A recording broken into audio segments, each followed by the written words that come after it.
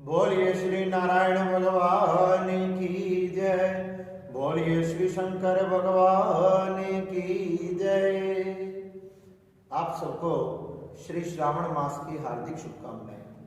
भगवान शिव शंकर श्रावण मास के अंतर्गत श्री सनत कुमारों को बड़ा ही सुंदर श्रावण मास का अध्याय सुना रहे हैं। इस कथा के अंतर्गत भगवान शिव शंकर श्री सनत कुमारों को श्रावण मास का 19वां अध्याय सुनाते हैं।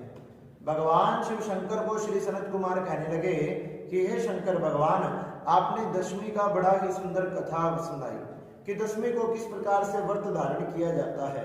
अब हम श्रावण मास में होने वाली एकादशी की कथा सुनना चाहते हैं।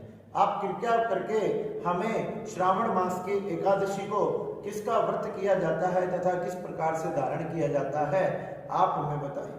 भगवान शंकर कहने लगे कि हे सनत कुमारों, एकादशी का व्रत करने के लिए दशमी के दिन से ही नियम करने चाहिए। दशमी के दिन भी सुबह स्नान आदि करके नहाकर संध्या आदि करनी चाहिए, अपने आप को पवित्र करना चाहिए तथा गुरुदेव को तथा अग्नि को नमस्कार, जल देवता को नमस्कार, सभी देवी देवताओं को नमस्कार करना चाहिए, गुरु वंदना करनी चाहिए तथा इस प्रकार से पूरा दिन व्यतीत करना चाहिए। सुबह एकादशी के दिन उठकर स्वच्छ जल से स्नान करें तथा स्वच्छ वस्त्रों को धारण करें। स्वच्छ वस्त्रों को धारण करके अपने मस्तक पर चंदन लगाकर भगवान के मंदिर में जाना चाहिए। कहने लगे कि अपनी इंद्रियों को वश में करके षोडश उपचार से भगवान श्री नारायण का पूजन करना चाहिए। भगवान श्री नारायण का पूजन करें, कृष्ण का पूजन करें, गोपाल का पूजन करें, कृष्ण का पूजन करें। कहने लगे जो भी आपको नाना प्रकार के मंत्र आदि आते हैं, जो भी आपको कीर्तन आता है, उसी से भगवान का पूजन करना चाहिए। ओम नमो भगवते वासुदेवाय, ओम नारायणाय नमः, ओम कृष्णाय नमः, ओम गोविंदाय नमः, ओम गोपालाय नमः। इस प्रकार से जो भी आपको मंत्र आए उसी से श्रीधर भगवान का पूजन करना चाहिए। कहने लगे कि नारायण भगवान का पूजन करें, उनका षोडश उपचार से पूजन करें, पंचामृत से उन्हें स्नान कराएं। पंचामृत से स्नान कराने के बाद शुद्ध जल से स्नान कराएं तथा उनके सामने संकल्प लें कि हे नारायण भगवान, हे गोपाल, हे कृष्ण, आज मैं आपकी कृपा से एकादशी का व्रत कर रहा हूँ। आप मुझ पर इतनी कृपा करना कि मैं सत्य संकल्प से इस एकादशी के व्रत को पूर्ण कर पाऊं। इस प्रकार से भगवान के चरणों में, अपने गुरुदेव के चरणों में, कलश के चरणों में, जल देवता, अग्नि देवता के चरणों में प्रार्थना करनी चाहिए। कहने लगे इस प्रकार नियम लेकर अगर हो सके तो ब्रह्मचर्य का पालन करें, भूमि पर सोएं, अपनी इंद्रियों को वश में करें, ना किसी प्रकार का क्रोध करें, ना किसी प्रकार की निंदा चुगली आदि करें। ऐसे लोगों से कम 3 दिन तक दूर रहना चाहिए जो इस प्रकार से क्रोध करता है, निंदा चुगली आदि करता है। जब ही हमें उस व्रत का पूर्णतः फल प्राप्त होता है। भगवान शंकर कहने लगे इस प्रकार से एकादशी के दिन भगवान नारायण के चरणों में अपना स्थान स्थापित करना चाहिए तथा 3 रोज तक नियम को निभाना चाहिए। 3 रोज तक ऐसे लोगों से, निंदित लोगों से दूर रहना चाहिए, नहीं तो उनके पाप आकर हमारे पुण्य को नष्ट कर देते हैं। कहने लगे इस प्रकार से भगवान का व्रत करे। ऐसा करने मात्र से, केवल 3 दिन नियम से रहने मात्र से नारायण भगवान तथा शंकर भगवान उस व्यक्ति के सारे पाप भस्म करके उनको मोक्ष प्रदान करते हैं। भगवान शंकर कहने लगे इसी प्रकार से पूरा दिन भगवान के आगे धूप दीप आदि प्रज्वलित करके रखें। भगवान का कीर्तन करते हुए पूरा दिन व्यतीत करना चाहिए। उस दिन हमने कोई और दूसरा विशेष काम ना करके केवल भगवान के कीर्तन में ही, भगवान के भजन में ही लगा रहना चाहिए, या काम करते हुए भी भगवान का नाम का स्मरण करते रहना चाहिए।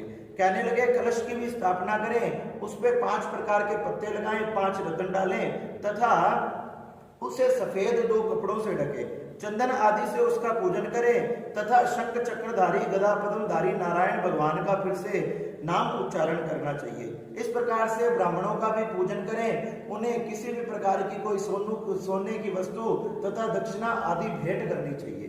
भगवान शंकर कहने लगे कि सनत कुमारों, इस प्रकार से दक्षिणा सहित सोने की वस्तु और उन्हें कलश का भी दान करना चाहिए। कलश के साथ आप उनके मक्खन जरूर दान देना चाहिए, उसी से हमें एकादशी के व्रत की पूरी पूरी प्राप्ति होती है। भगवान शंकर कहने लगे नारायण भगवान के चरणों में इस प्रकार से प्रार्थना करनी चाहिए कि हे नारायण भगवान, ये कलश का दान मैं आपके निमित्त कर रहा हूं, इससे मुझे लक्ष्मी की प्राप्ति हो, मेरे घर में धन की वृद्धि हो। इस प्रकार से नारायण भगवान के चरणों में प्रार्थना करके सभी बंधुओं को, ब्राह्मणों को तथा दास दासियों तथा नौकर नौकरानियों को भोजन कराना चाहिए। तत्पश्चात स्वयं भी पूरे परिवार के साथ भोजन करना चाहिए। इस प्रकार से कहने लगे कि श्रावण मास में शुक्ल पक्ष तथा कृष्ण पक्ष दोनों पक्ष की एकादशी का व्रत जरूर करना चाहिए। सनत कुमार कहने लगे कि हे शंकर भगवान, आपने हमें बड़ा सुंदर हमें एकादशी का व्रत सुनाया। अब हम द्वादशी का व्रत सुनना चाहते हैं कि श्रावण मास में द्वादशी के दिन क्या करना चाहिए। तो शंकर भगवान कहने लगे कि द्वादशी के दिन भगवान नारायण के प्रति पवित्रारोपण करना चाहिए। जिस प्रकार से हमने पहले महाभगवती के प्रति पवित्रारोपण किया था, उसी प्रकार से भगवान नारायण के प्रति अब हमने पवित्रारोपण करना चाहिए।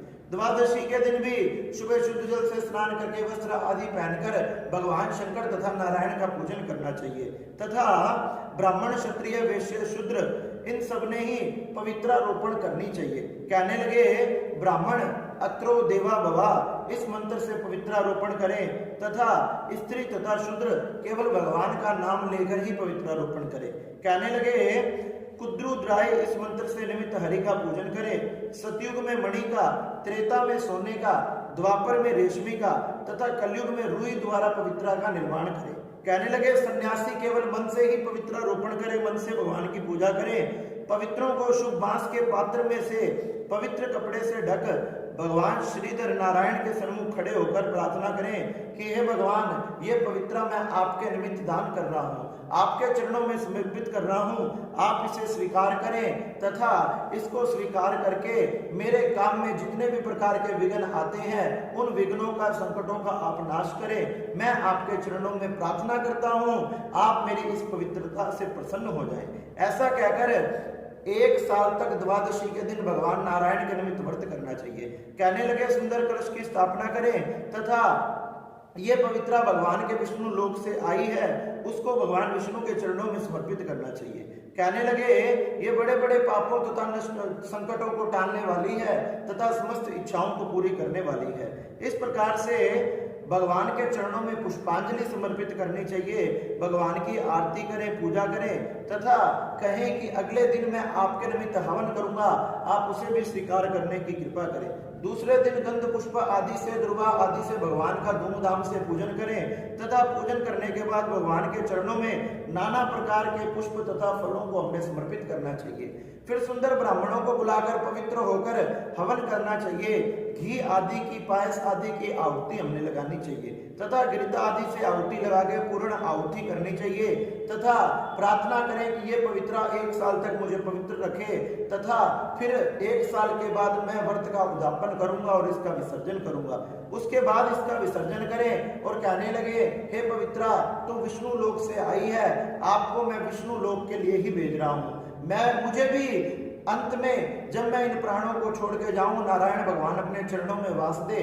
इस प्रकार से श्रावण मास में द्वादशी का सुंदर व्रत रखना चाहिए। भगवान शंकर कहने लगे कि इस प्रकार से जो व्यक्ति श्रावण मास में एकादशी तथा द्वादशी का व्रत रखता है, उसके जीवन भर के ही नहीं, करोड़ों जन्मों के पाप जल भर के एक पल में भस्म हो जाते हैं। जिस प्रकार से हम रुई की ढेर में माचिस की तिल्ली दिखा दे, पल भर में भस्म हो जाती है, उस प्रकार व्रत के प्रभाव से ये पल भर में भस्म हो जाते हैं और भगवान नारायण तथा शंकर दोनों उन पर कृपा करते हैं। सुंदर ब्राह्मणों का भोजन करें, यथाशक्ति दान दक्षिणा देकर उनको विदा करें। और भगवान श्री सनत कुमार कहने लगे कि ये शंकर भगवान, ये एकादशी और द्वादशी की आपने बड़ी ही दिव्य कथा सुनाई और इस कथा को सुनने मात्र से मनुष्य का कल्याण होगा और अगर वो ये व्रत धारण कर लेगा तो ये निश्चय है कि उसे आपके चरणों की प्राप्ति होगी। इस प्रकार से सनत कुमारों ने भगवान शंकर के चरणों में प्रार्थना की और भगवान शंकर को नमस्कार तथा प्रणाम करके भगवान की जय जयकार करने लगे। आप सभी भी मिलकर बोलो शंकर भगवान की जय। नमः पार्वती नमः हर हर।